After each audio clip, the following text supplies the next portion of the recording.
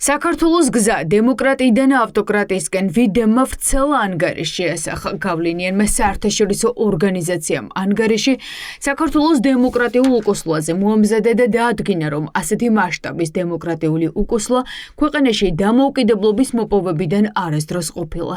საქართველოს საარჩევნო დემოკრატიის კატეგორიიდან საარჩევნო ავტოკრატიის კატეგორიაში ჩამოქვეითდა. 2024 წელს საარჩევნო პროცესთან ახლდა გაყალბების ბრალდებები და მასობრივი საპროტესტო აქციები. მთავრობამ პოლიტიკური ოპოზიცია კრიმინალურ ძალებად მოიხსენია.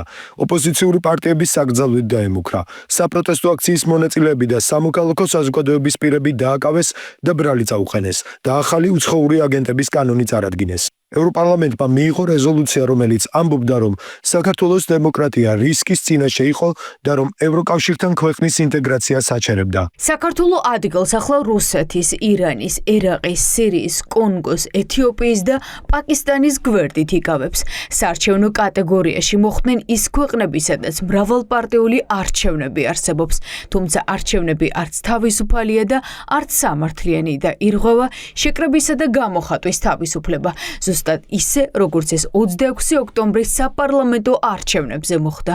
ანგარიში მოხდა გაყალბებული არჩევნები, ევროკავშირთან მოლაპარაკებების შეჩერება, ოპოზიციის აკრძალვის გეგმა, მომიტინგეების დარბევა და პოლიტიკური ოპონენტების დაჭერა. ყველა ის კრიტერიუმი, რომელმაც საქართველოს ავტოკრატიულ გზაზე გადასვლა განსაზღვრა.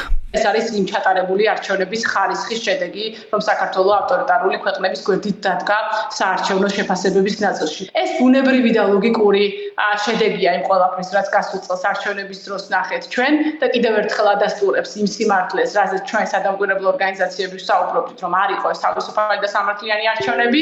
რეალურად ჩვენ სულ ერთი ნაბიჯი გვიკლია სულ ბოლომდე, ასე ვთქვათ, ბელორუსის ავტოკრატიამდე.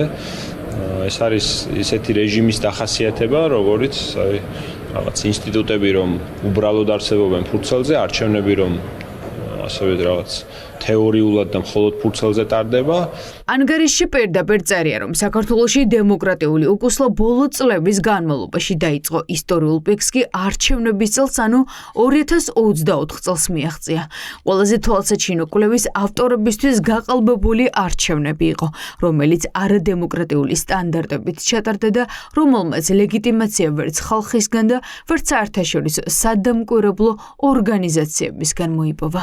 ის რომ საქართველო არის მოხსენებული საერთაშორისო თანამეგობრობის მიერ როგორც ელექტორალური ავტოკრატია, არის ძალიან კაფეოდასტური იმისა, რომ საქართველოში აღარ ხედავს დემოკრატიის ნიშანწყლებს, არამედ ხედავენ ეგრეთ წოდებული არჩევნების მქონე ავტოკრატიულ სისტემას, რომელსაც ეწოდება ხოლმე ელექტორალური ავტოკრატია, რაც ნიშნავს საარჩევნო ავტოკრატია, ისეთი ტიპის სახელმწიფო, რომელშიც ხდება არჩევნები, მაგრამ არჩევნები აღარ არის პოლიტიკური ცვლილების მექანიზმი და ინსტრუმენტი. და დღეს თუ ჩვენ შევხედავთ რეალურად ეკონომიკაში რა ვითარება არის, არც ერთი სერიოზული საერთაშორისო უცხოური ინვესტიცია ამ ქვეყანაში არ ჩაიდება. დღეს უკვე რეალური პრობლემები არსებობს ბიზნესში და ეს პრობლემები კიდევ უფრო გამწვავდება, რაც ასევე ცუდად აისახება ქვეყნის სოციალურ მდგომარეობაზეც.